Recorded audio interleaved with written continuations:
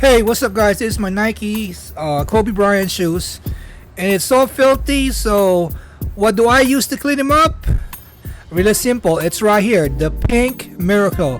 So the link is on the description down below where you can buy this. So what we're gonna do is just gonna pour it into the brush. Okay.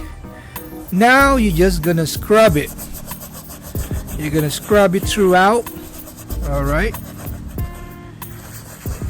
Make sure you get everything.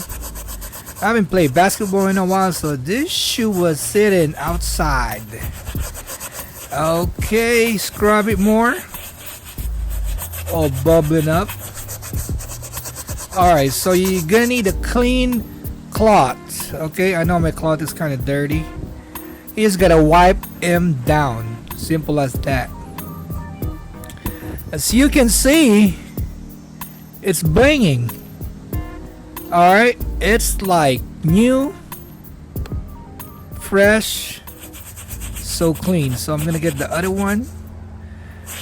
Okay, inside part. Same thing, you just pour in the Pink Miracle and then wipe it down real good, baby. Alright, what is that? Okay, you can get that one out too. Look, this is so fresh, so clean.